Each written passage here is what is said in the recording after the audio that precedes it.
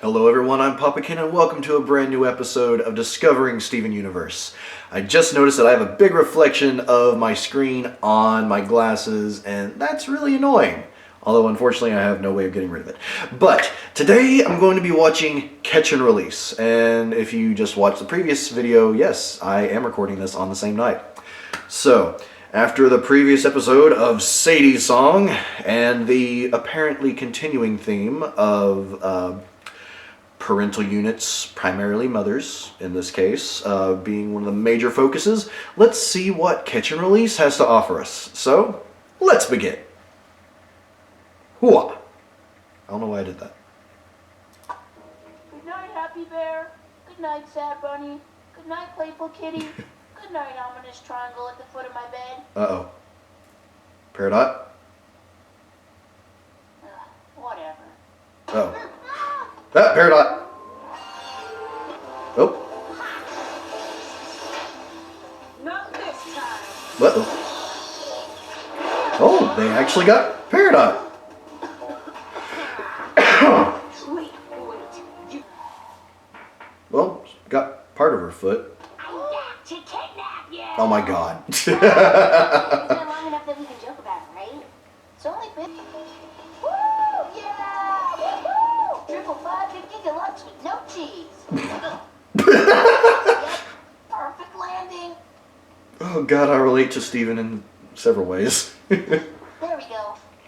Tolerable height form crater mega climb. Oh my gosh. You're so cute. She's tiny! Living answers. Where are my living answers?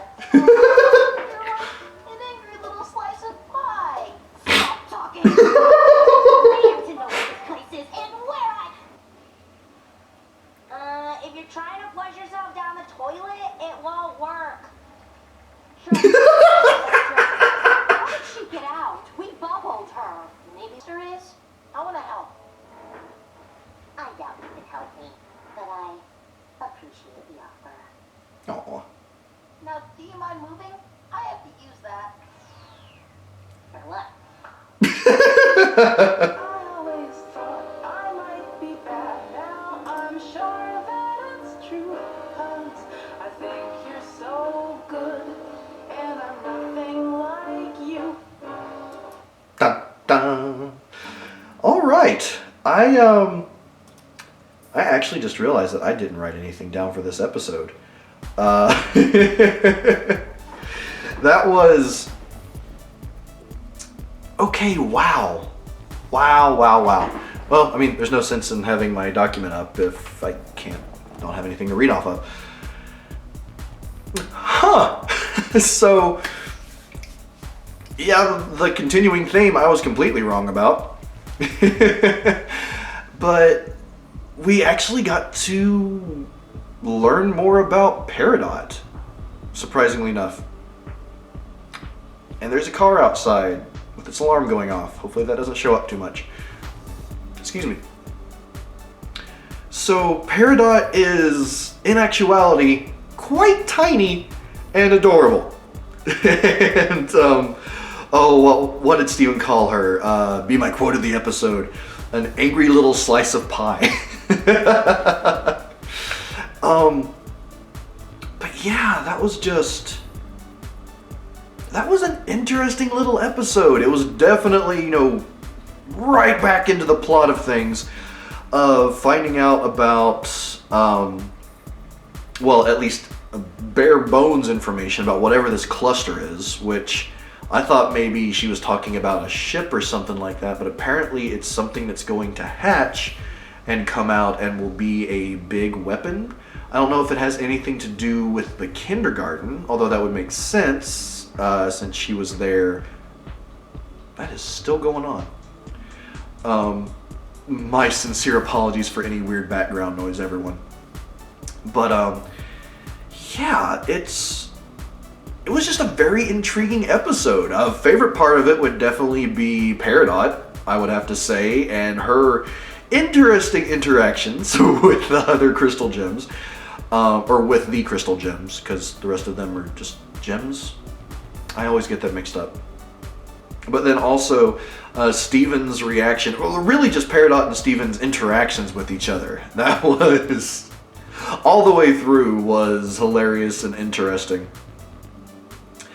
But yeah, I guess that's what it really all boils down to with this episode, is just like the interaction with those two, learning more about Peridot and the fact that she's in fact this itty bitty tiny, not really dangerous at all gem, except when it comes to her technology, of course. And she apparently has a very limited resources of that, which I found interesting, because I figured they were maybe things that she created with her gem, but maybe they are things that she creates on Homeworld, or she has to create through some different ways. I'm interested to see how that turns out. I'm going to go with a theory that she does create things with her gem. Maybe it's just she has limited use of that, perhaps. Only one way to find out, I guess. And I think my only real annoyance with this episode is the fact that I wanted it to keep going. I wanted that to keep going, and I wanted to find out more about what the heck was going on there. So yeah, catch and release. Good episode. I'm happy to see we're getting back into the plot, getting into things.